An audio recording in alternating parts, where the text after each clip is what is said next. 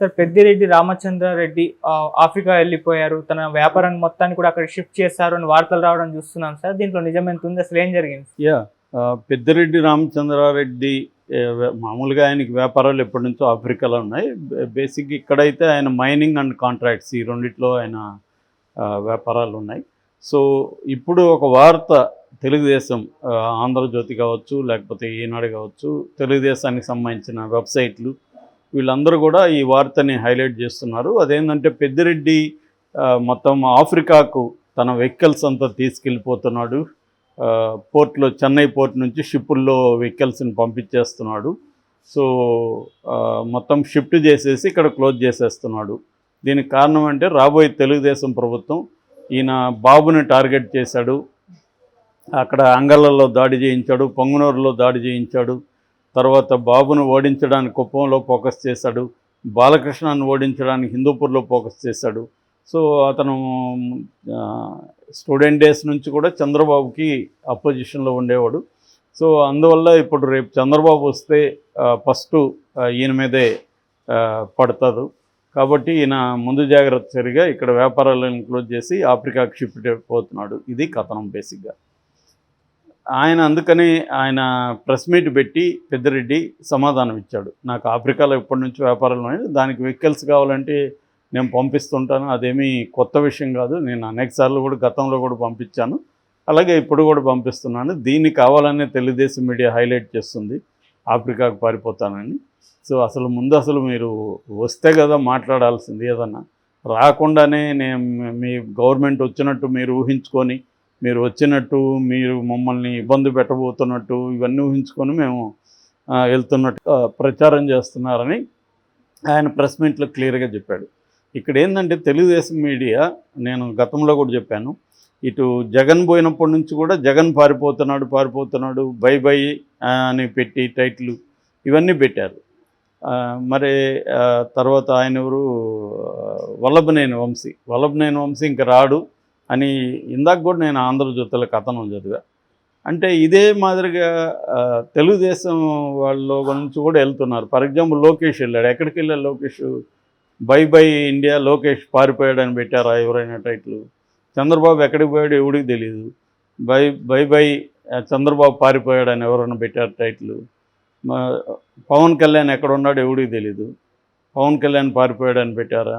పురంధరేశ్వర ఎక్కడ ఉందో ఎవడికి తెలీదు, పురంధరేశ్వర పారిపోయిందని పెట్టారా?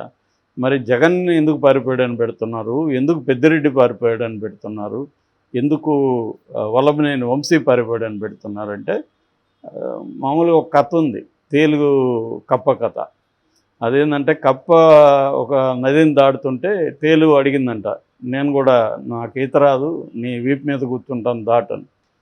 కప్ప ఏమనిందంటే, భలేదానివే, నువ్వు కుట్టేస్తావు నన్ను, నేను నిన్ను తీసుకెళ్ళను, నీకు బుద్ధి ఉందా, నిన్ను కుడితే నేను కూడా మునిగిపోతా కదా, నాకు ఈత రాదు కదా, నిన్నెందుకు కొడతాను, నిన్ను కొడితే నేను కూడా మునిగిపోతాను కదా అంటే కప్ప కన్విన్స్ అయింది, లాజికల్ కదా అని కప్ప తీసుకొని వెళ్తుంది. సగం మధ్యలో కప్పకి చురుక్కమనింది ఈపులో.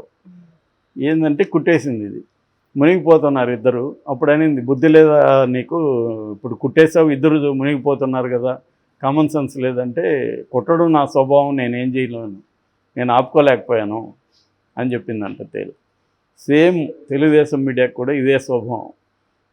ఏం అవసరం లేదు. ఇప్పుడు జగన్ పారిపోయాడు అనడం వల్ల ఎవడికి ఉపయోగం, ఎవరు నమ్ముతాడు? వల్లభనేని వంశీ పారిపోయాడంటే ఎవరు నమ్ముతారు? పెద్దిరెడ్డి పారిపోయాడంటే ఎవరు నమ్ముతారు? దీనివల్ల తెలుగుదేశానికి ఏం ఉపయోగం? ఏ రకమైన ఉపయోగం లేదు. అయినా ఎందుకు రాస్తారంటే వాళ్ళ స్వభావం అది రాయకుండా ఉండలేరు. అట్లాంటి స్వభావం ఉన్నప్పుడు ఇలాగే రాస్తారు. ఇప్పుడు సాక్షి కూడా దానికి మేల్కొనింది. సాక్షి కూడా రాయడం మొదలుపెట్టింది. ఈరోజు ఇటలీ అని వాళ్ళు ఒక ఫ్రంట్ పేజీలో రాశారు. అదేంటంటే చంద్రబాబు అక్కడికి వెళ్ళలేదు, అమెరికాకు వెళ్ళలేదు, అమెరికాకు వెళ్ళుంటే అఫ్సీల్గా చెప్పేవాళ్ళు, అమెరికాకు వెళ్లకుండా ఇది సీక్రెట్, ఇదే ఆల్రెడీ లోకేష్ గుట్టు చప్పుడు కాకుండా వెళ్ళిపోయాడు, దీన్ని డైవర్ట్ చేయడానికి వీళ్ళు ఎయిర్పోర్ట్ డ్రామా ఆడారు. జగన్ ఒక ఎన్ఆర్ఐని అక్కడ పెట్టి అనుమానాస్పదంగా ఒక ఎయిర్పోర్ట్ డ్రామా ఆడి దీనికోసమే డైవర్ట్ చేయడానికే ఇది ఆడారు. సో యాక్చువల్గా చంద్రబాబు అమెరికా వెళ్ళలేదు, అక్కడ ఎన్ఆర్ఐ విభాగం కూడా టీడీపీ విభాగం చెప్పింది. ఆయన క్లియర్గా ఇటలీకి వెళ్ళినట్టుగా మనకు అనఫిషియల్గా ఎయిర్పోర్ట్ నుంచి వచ్చింది న్యూస్. సో ఇటలీలో ఉన్నాడు ఆయన. ఇటలీ నుంచి ఆయన దుబాయ్ మీదుగా ఇటలీకి వెళ్ళాడు. దుబాయ్ వెళ్ళాడు ఫస్ట్, దుబాయ్ నుంచి ఇటలీకి వెళ్ళాడు, ఇటలీ నుంచి సింగపూర్ వెళ్ళబోతున్నాడు. సో మనం స్కిల్ డెవలప్మెంట్ కేసులు చూస్తే కూడా పెండేళ్ల శ్రీనివాస్ కానీ, మనోజ్ పార్థసాని కానీ, వీళ్ళందరూ కూడా, కిలారి రాజేష్, వీళ్ళ ముగ్గురు కూడా దుబాయ్ నుంచే ఫండ్స్ సింగపూర్ మీదుగా దుబాయ్ నుంచి సింగపూర్కి తరలించి సింగపూర్ నుంచి వాటిని వైట్ చేసుకున్నారు అనేది, అంటే షెల్ కంపెనీల ద్వారా చంద్రబాబుకి అందించారు. సో ఇది ఎప్పటి నుంచో ఇది నడుస్తుంది. సింగపూర్లో ఆయనకి హోటల్స్ ఆస్తులు ఉన్నాయి కాబట్టి ఆయన ఇటలీ మీదుగా ఇంకా అక్కడ కొన్ని అనామక దేశాలకు వెళ్ళి అక్కడ షెల్ కంపెనీలో తన బ్యాంకుల్లో దాచుకున్న డబ్బుల్ని సింగపూర్ మీదుగా తరలించడానికి లోకేష్ చంద్రబాబు వెళ్ళారు అన్న ఒక కథనాన్ని వీళ్ళు రాశారు. సో ఇట్లాంటి కథనమే జగన్ గతంలో 10 రోజులు వెళ్ళినప్పుడు తెలుగుదేశం మీడియా ఇదే కథనం రాసింది. జగన్ కూడా అక్కడ కొన్ని కరేబియన్ దీవులు, లేకపోతే బ్రిటిష్ వర్జిన్ ఐలాండ్స్, ఇలాంటి కొన్ని దేశాలు ఉన్నాయి. అక్కడ కంపెనీలు పెట్టడం ఈజీ అనమాట. అక్కడ డబ్బులు వైట్ చేసుకోవడం ఈజీ. అక్కడ నుంచి డబ్బులు మళ్ళీ తరలించుకోవచ్చు. ఆ పద్ధతులు చేశారు. చేయడానికే జగన్ వెళ్ళాడు. అక్కడ పెట్టుబడుల్ని, అక్కడ ఉన్న డబ్బుల్ని ఎలక్షన్ కోసం రావడానికి వెళ్ళాడు అనే ఒక కథనం చెప్పాడు. దీనికి వేటికి కూడా ఏమీ ఆధారాలు లేవు. సాక్షి చెప్పిన దానికి ఏమి ఆధారాలు లేవు. ఆల్రెడీ తెలుగుదేశం మీడియా చెప్తున్న దానికి ఏమీ ఆధారాలు లేవు. ఇప్పుడు పెద్దిరెడ్డి పారిపోతాడనే దానికి ఏమీ ఆధారాలు లేవు. ఎందుకంటే ఆయనకి ఇక్కడ సడన్గా ఎవరైనా ఇప్పుడు ఇల్లు ఖాళీ చేయడానికే మనకు టైం పడుతుంది. సడన్గా వ్యాపారాలంతా ఆపేసి సడన్గా వెళ్ళిపోతే ఎవరైనా వెళ్ళిపోగలడా అలాగా? ఓవర్ నైట్లో ఆయనకి మైన్స్ ఉన్నాయని చెప్తున్నారు, కాంట్రాక్ట్లు ఉన్నాయి, కాంట్రాక్టులు సగంలో అనేక పనులు ఉంటాయి. ఇవన్నీ సడన్గా ఆ రోజు లాక్ చేసుకొని అదేదో సినిమాటిక్గా ఉంది. సినిమాలో మాత్రమే సాధ్యం. సినిమాలోనే ఇవాళ లాజిక్లు అవన్నీ ఆలోచిస్తున్నారు. ఇది నమ్ముతారా ఆడియన్స్ లేదని. వీళ్ళకి అది కూడా లేదు. నమ్ముతారా నమ్మరా అనేది కూడా మర్చిపోయారు.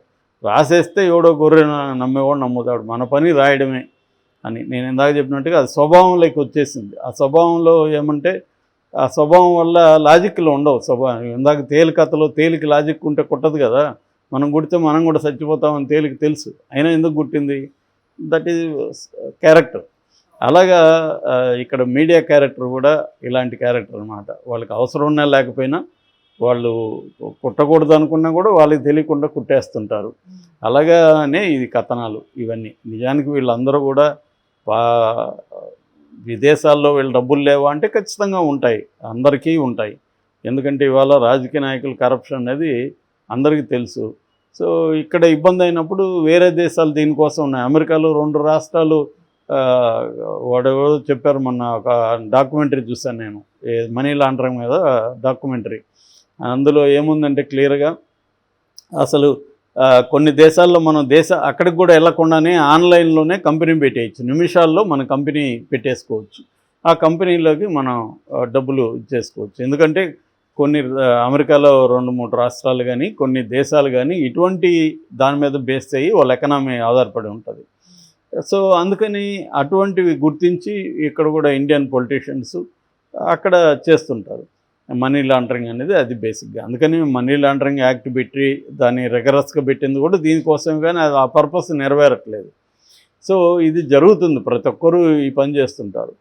కానీ ఏదన్నా రాసేటప్పుడు దానికి ఆధారాలు ఉండాలి. ఇదేంటంటే వీళ్ళు దీంట్లో ఇంకొక కోణం కూడా ఉంది. అదేంటంటే తెలుగుదేశం ప్రభుత్వం వస్తే వేధించబోతుంది అని మనకు చెప్తున్నారు ఆల్రెడీ. అంటే వైసీపీ వాళ్ళని వేధించడమే తెలుగుదేశం ప్రభుత్వం ఫస్ట్ చేయబోతుంది అనే కదా చెప్తున్నారు. లేకపోతే వీళ్ళు ఎందుకు పారిపోతారు? వేధించకపోతే వేధిస్తాము అని వీళ్ళు రాసుకుంటున్నారు. అంటే ముందు వాళ్ళు తాట దిగిపోతున్నారు, వీళ్ళు తాట దిగిపోతున్నారు. ఒరే మిమ్మల్ని ఇంకా ఎన్నుకోలేదు, ఇంకా రిజల్టే రాలేదు, వచ్చినాక ప్రజలకి ఏం చేస్తారు అది చెప్పండి ఫస్ట్. అది వదిలేసి ఒక ఆయన ఎర్ర బుక్ అంటాడు, ఇంకొక ఆయన మొక్కల మీద నడిపిస్తానంటాడు, కడ్రాయిల మీద నడిపిస్తానంటాడు.